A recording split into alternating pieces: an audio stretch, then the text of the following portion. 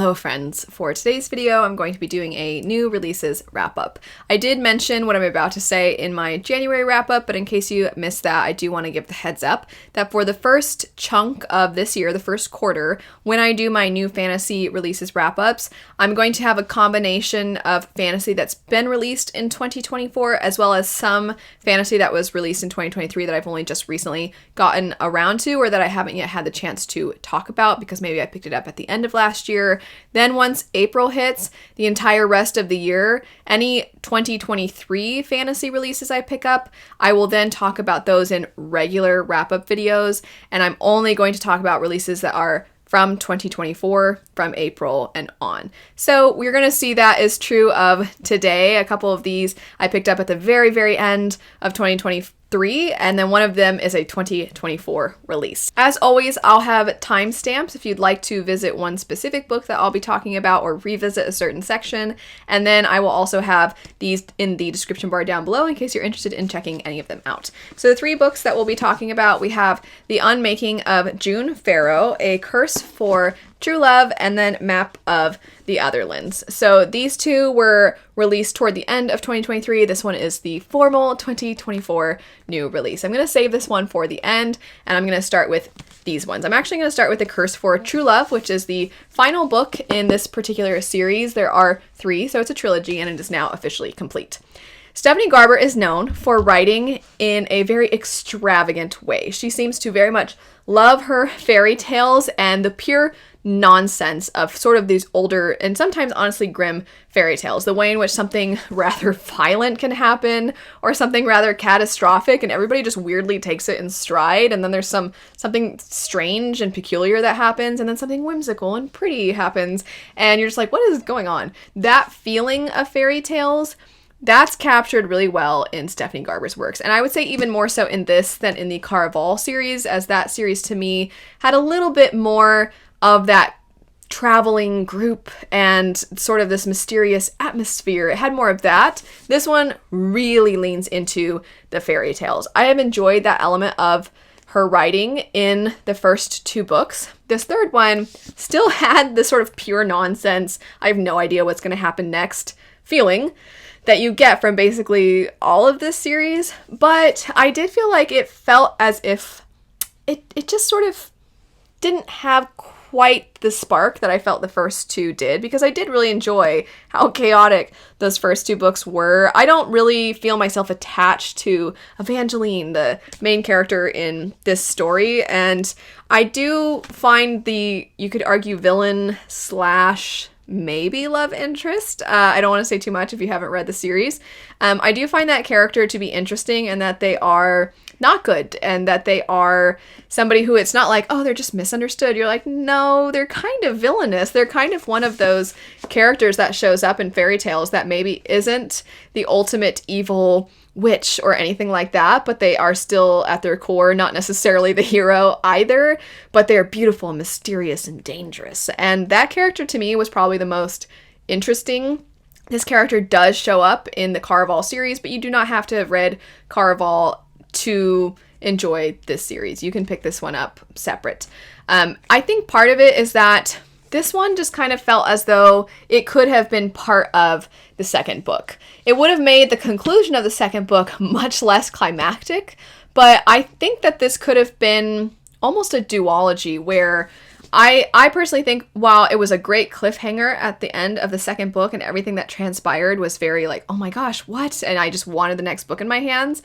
Once I had the next book in my hands, it was kind of like, and then the conclusion. You know how usually in the ends of series you have everything comes to its climactic moment. You have the big battle or finally the showdown with the enemy, or if it's something to do with politics, you get the point. You get to this big moment and then you settle into the aftermath of here's what's happened, here's where our characters are, here's what they're going to try to do next, here's how this is actually very bittersweet, or here's how they're processing the death of these characters that didn't make it through this big event. So that aftermath feeling, that's what this whole book sort of felt like to me.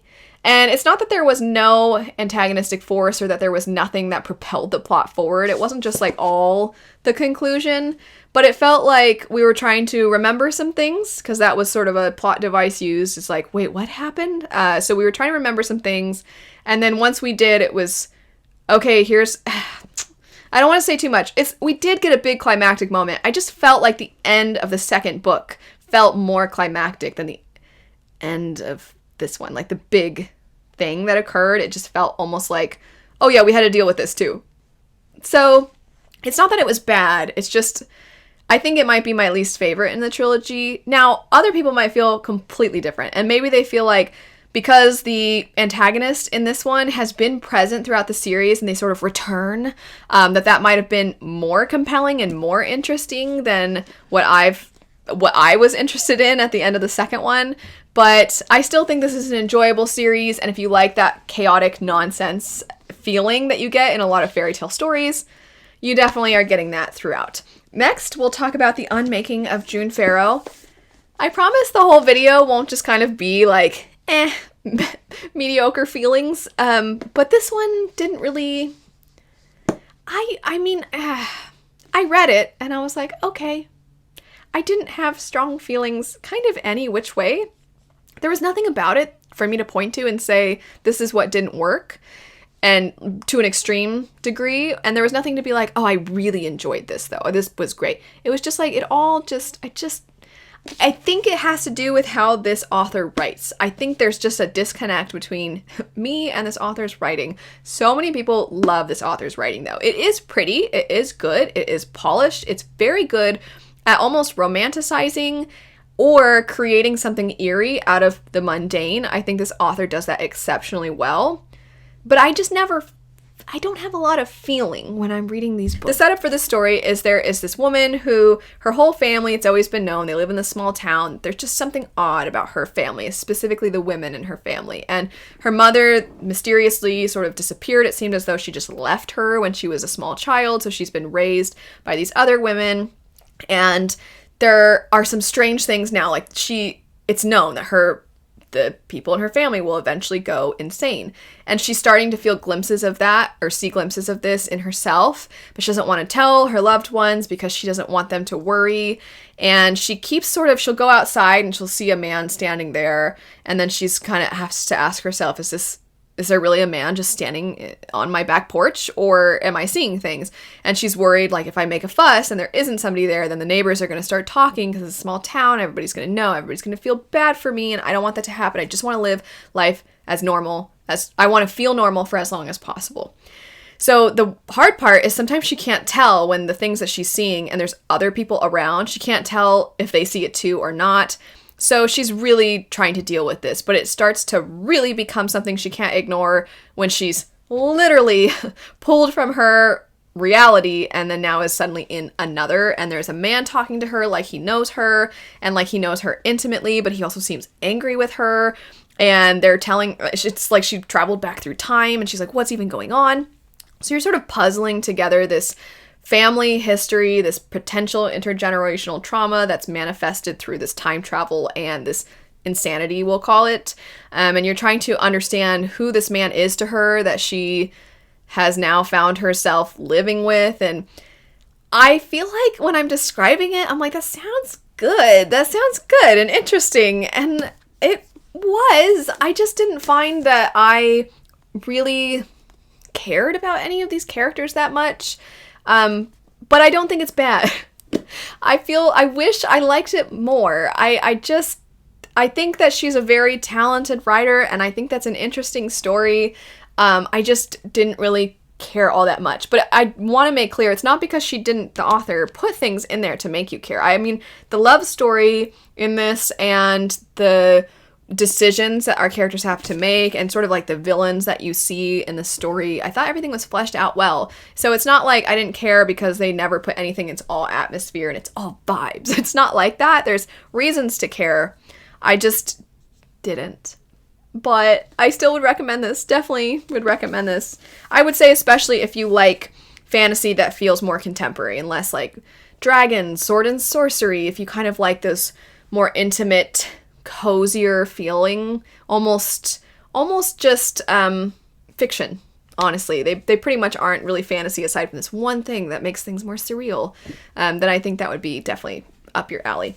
Last, Map of the Otherlands. I loved this. This is the sequel to Emily Wilde's Encyclopedia of Fairies, and we do get more of so many of the things that I loved about the first one. So if you don't know, in the first one you follow this woman named Emily Wilde, and she is working on writing an encyclopedia of fairies, as the name implies. And so her projects are the titles of the books.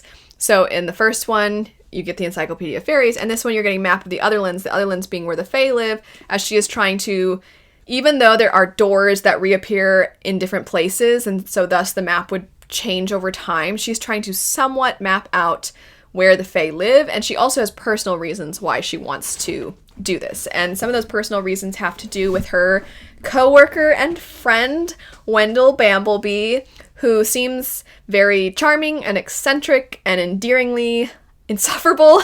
And they are polar opposites, where Emily is very studious and she cares very much about her research, and she's always trying to do things with diligence, and she has a process, and Wendell's like, why don't we just go do this, and like, I'll go talk to the locals, and like, oh, it's been such a long day, let's just relax, and she's like, no, I have to work. And those two working together is very entertaining. The way that they are so polar opposite creates great banter. In the first one, you see these two interact, but Wendell sort of enters the picture a little bit into the story, whereas in this one, they're bantering and interacting throughout, basically, from the start, which that for me was an improvement, and an improvement in a way that only sequels can really do, meaning first books have to be introductory, of course, but then once you've settled into something, then to expand on that is what I think a lot of us want in sequels, and that's what we did. We expanded on their relationship, we expanded on Emily's research, which was really fun. I do think that the plot, the way we navigated the plot, felt kind of familiar to how we navigated the plot in the first one. Like, things kind of took a similar route, which I'm not necessarily opposed to. It just meant that it was almost a predictable reading experience, but I still I just had such a great time.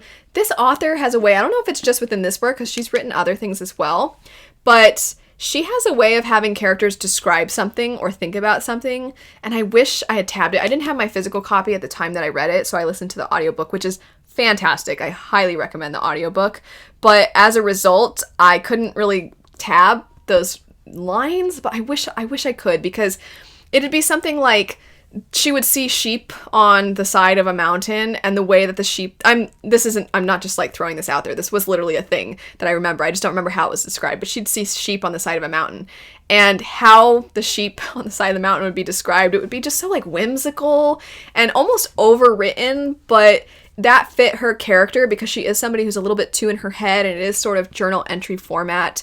And so it seems very fitting to her personality, and it's just so charming and kind of eccentric, and I love it. I love so much about this series. I can't wait for the third one.